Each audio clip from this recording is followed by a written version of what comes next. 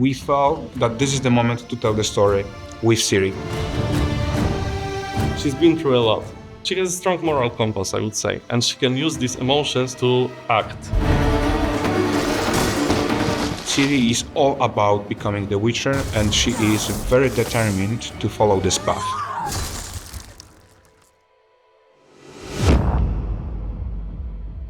At the very first meeting with CDPR, I saw how much you want to ground this story in the past, at the same time giving a start to a new saga. We were thinking in this story that Mjolnir and Siri are a little bit mirrors of each other. The traditions of Stromford essentially mean that Mjolnir has to be sacrificed. That's her destiny, and she accepted that destiny.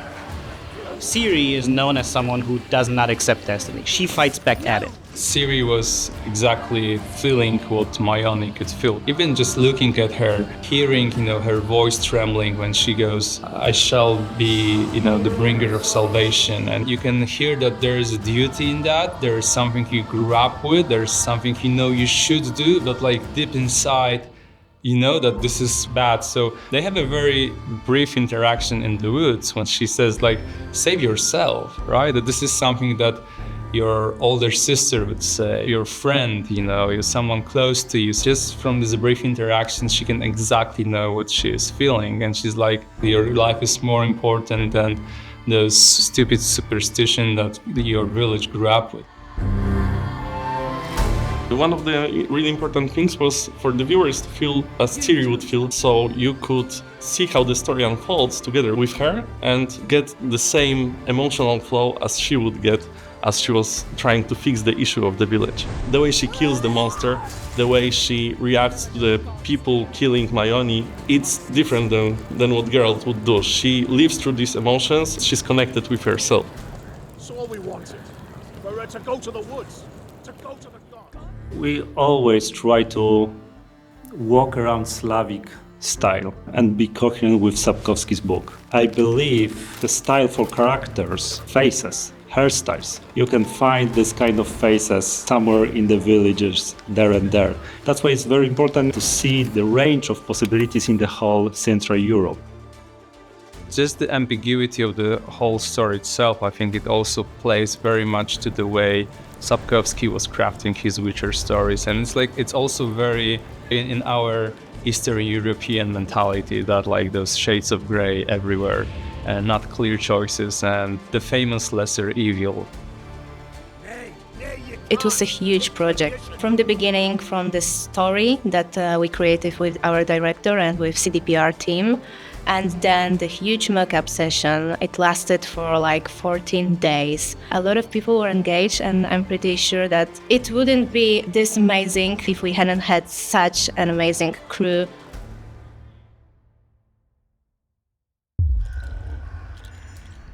We want you as a viewer to get really into this world, to get close to these characters, to understand what they're going through, because this world is brutal, it's visceral, it's grounded, and we want you to feel it. The whole idea for the trailer was that we want to have natural looking camera, not artificial one, not CGI. That's why we decided to record all those virtual cameras on stage and then later use it.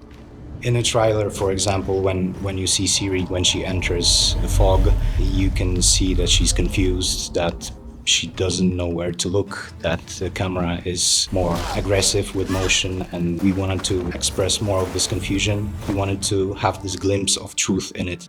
But also there are scenes when magic happens, and then we want to switch from those handheld cameras to more creative one. The style completely changes, so we go with cranes now, we go with dollies. That was quite a lot of work to animate them properly and have this magical feeling to them. And they are no longer handheld, they are all created by the animators. There are these nuances that we really want to take care of and to make it feel really like a movie. We organized 3 shooting days with rented movie gear. We had lenses that we picked before, and we gather lots and lots of shots with different features on it, like distortions, lens flares, bloom, how the bokeh behaves. Based on that, we could really create digital representation of those lenses, gathering all those features so we can really have something unique, and I'm pretty glad about it because this was something I think pretty extraordinary in a gaming engine.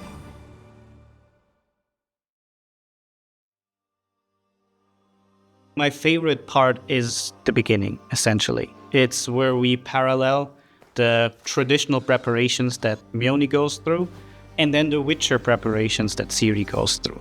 For the Mione, we got a more pleasure to eye color palette and a bit warmer. But for the Siri, we set up our environment darker and more moody. We wanted to create a bit more mysterious mood, which allows us to create more dense atmosphere and bring to the table a bit different story, because at the end, both of characters having a unique story behind preparation.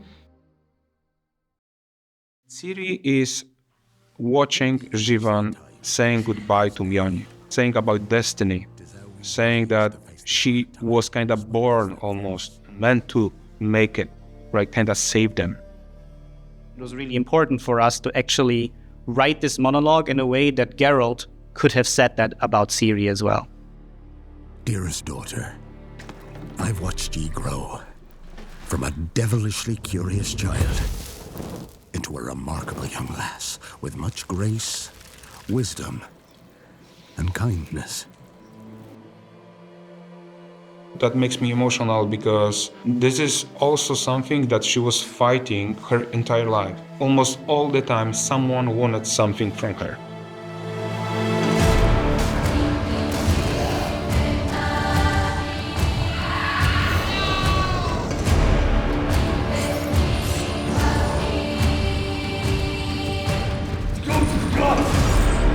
We created a physical representation of Balk's shoulders and his attacking arms, and having 4 operators, we kind of recreated the whole monster.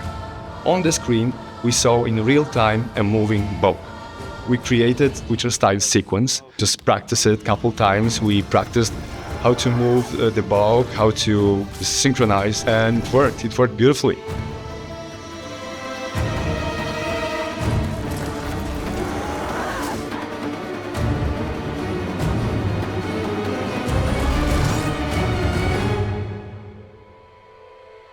When it comes to cooperation, like from the animation perspective, we did start with animation guideline for the Balk. I've known Balk for a while, and I kind of found a way to divide him into 3 specific parts. So when it comes to the head, for us, it's kind of like a goblin head on a neck of a snake. The front arms are as similar to jaguar as possible, while the pincers are literally scorpion claws, and the tail and the back legs are literally dinosaur. And because of that, we're able to actually create this kind of animation Bible for the Balk.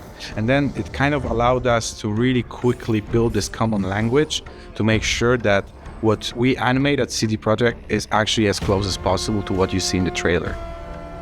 Journey with Unreal Engine was wonderful. We were able to have much more tries and instant preview and much more iterations to get to the proper final result.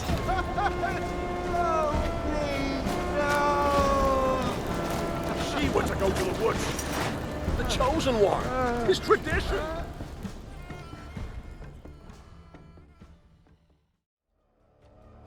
Well, the first thing that puts a smile on my face is the runtime, of course. I'm really glad we could pull off 6 minutes so that even if you don't know anything about The Witcher, you can just play it, watch it, and it's a short story that's understandable from the start to finish. I love the slow burn, which is something very unique for a game trailer, I would say.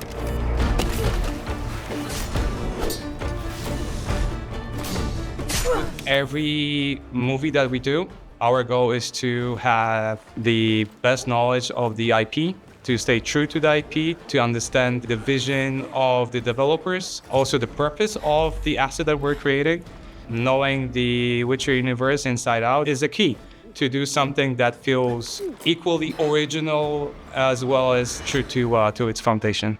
This trailer is an adaptation of a story that we actually want to tell in the game. We're not going to give you a black or white situation. We expect you to consider some situations, make some tough choices, and as an example, that situation that may happen after the trailer is over is such a tough choice. Gods?